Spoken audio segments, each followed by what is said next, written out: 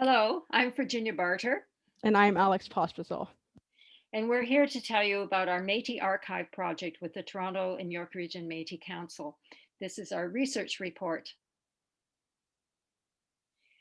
So we're going to tell you about what the project is all about, what the goals are of it, the findings, the challenges, and our conclusions. So why this project now?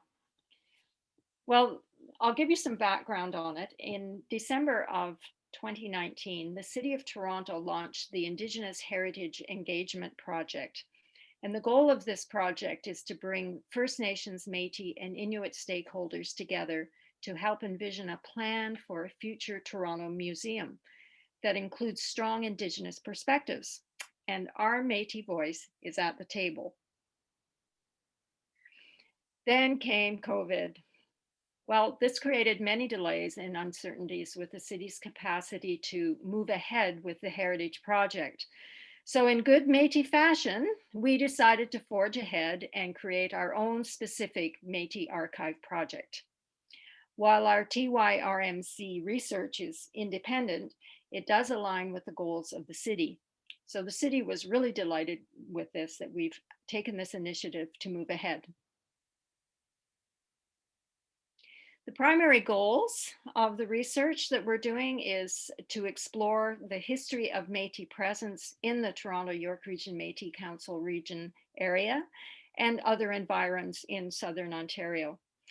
And we also want to explore how the political decisions made here affected Métis lives everywhere. We also want to identify any ongoing or completed research on Métis history and the locations of archival materials. All right, so I'll tell you a little bit about our process. We compiled research about Métis identity, diaspora history in Toronto and York region, as well as other parts of Southern Ontario, into a bibliography.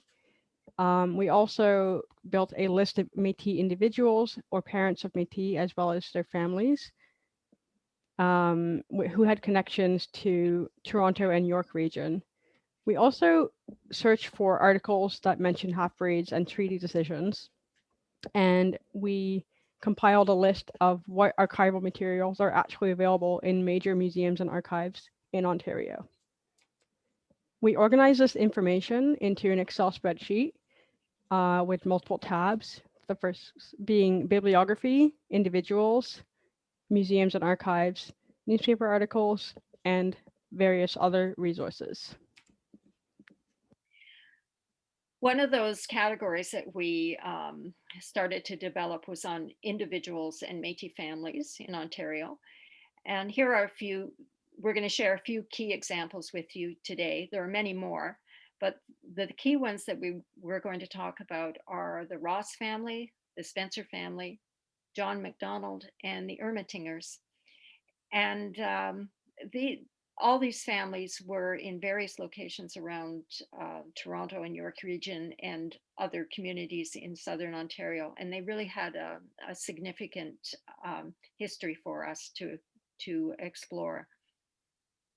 So the first one, James Ross.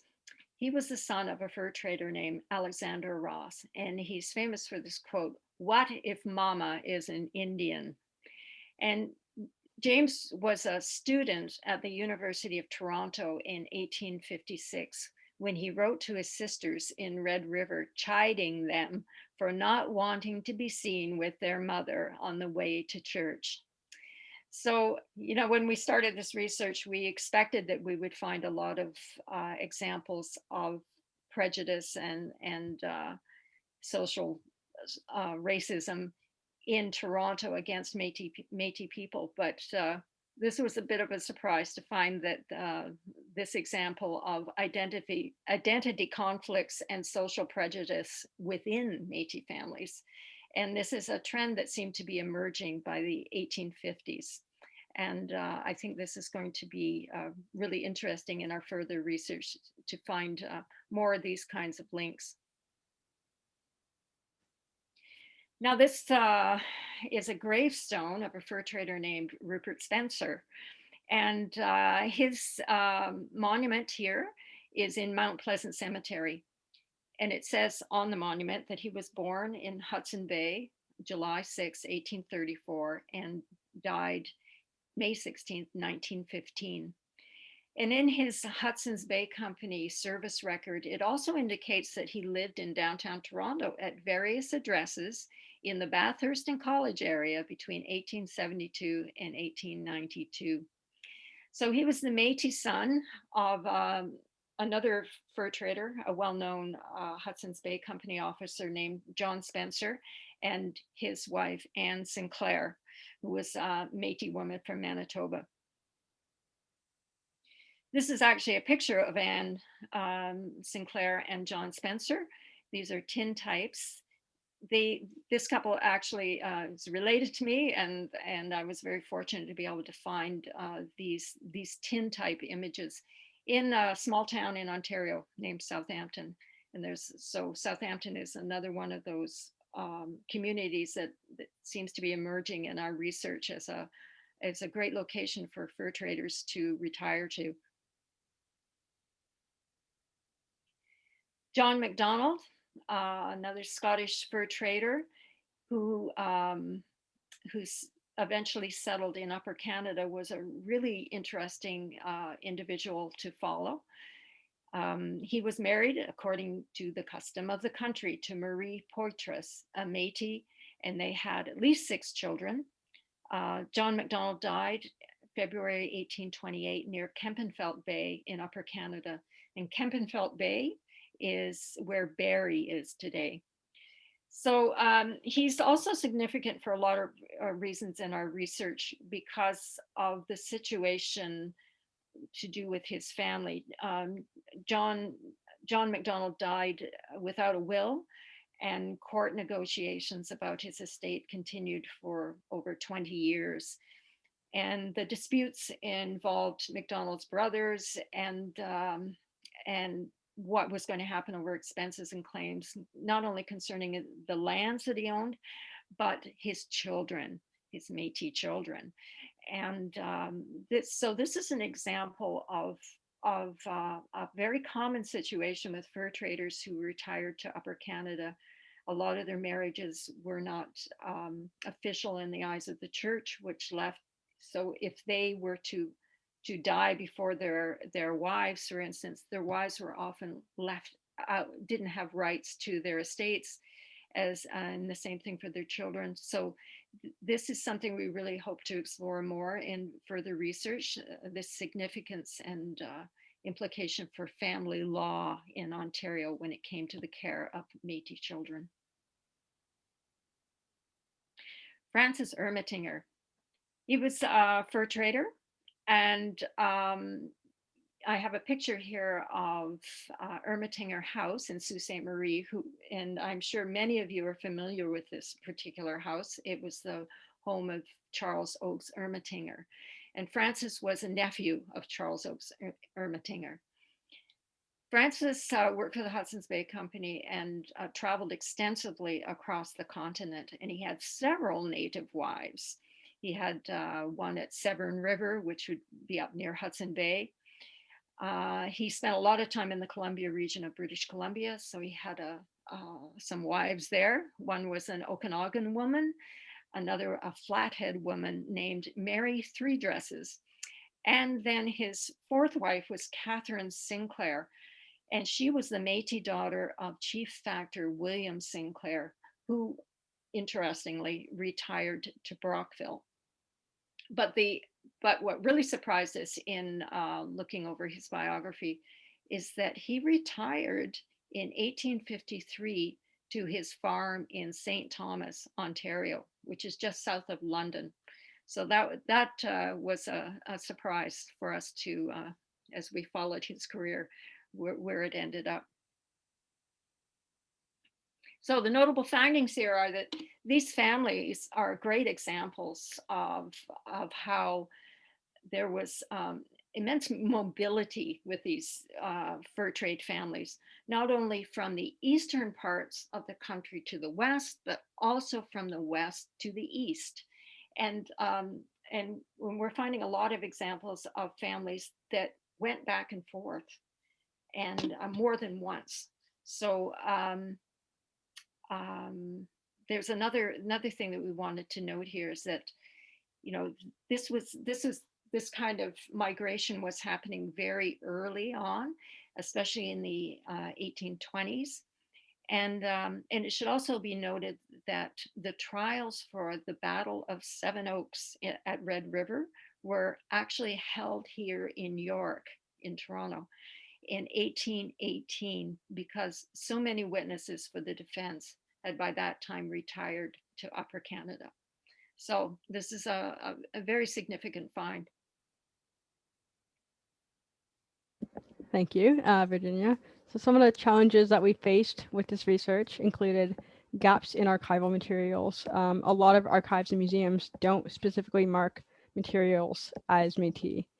Another roadblock here was the complexity of Métis identity. I'm sure, as you all know, identity is an ongoing discussion, which is not always made clear in historical records.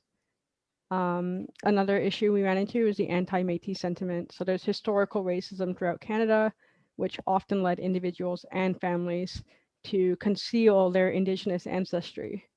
And lastly, plenty of access challenges. Not everything is online. Even digital materials, they're not always tagged appropriately and they're not always searchable. And of course, due to COVID-19, nothing can be accessed in person. So some of our recommendations for the continuation of this project include adding more essays and books about Métis in Ontario to the bibliography, as well as more individuals. And we'd like to also expand the existing list into a family tree format, simply for better visual representation of all of these families. Another interesting tool to use could be maps, just to map out trade routes as well as families and networks. And something we'd really love to do is to build a website, which would organize existing and new findings in a searchable and accessible format. And last but not least, of course, further research. We are particularly interested in doing research on the legislative decisions as well as more newspaper articles. So we really want to make this research accessible for all sorts of researchers.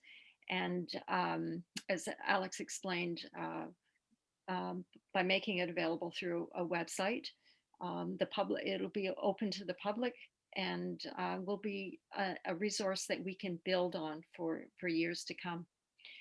And we'd like to acknowledge a number of people who helped with this project, especially Professor Carolyn Produtny from York University. She was our academic advisor on this. Suzanne Brunel, of course, our TYRMC senator. She was a driving force behind this, as well as our former chairperson, Todd Ross. He continues to be a project advisor on it. And they really have laid the groundwork for this kind of, for us to be able to do this kind of research over the years. So this is really these relationships that we've built up to be part of the City of Toronto Heritage Engagement Project was a long time in the making, and I think it's so encouraging to see this grow, these kinds of relationships grow in the future. And so we do have to thank Gary Mierema from the City of Toronto, who's really been encouraging for us through this process. And of course, the Ontario Arts Council for funding the project. So Marcy, thank you. But there's one last picture here because we'd be remiss if we didn't include the monument of the 1885 Northwest Rebellion on Queen's Park, on the grounds of Queen's Park, our very own parliament. And this monument was dedicated to the soldiers who fought against the Métis at Batoche, the last stand of Louis Riel and Gabriel Dumas.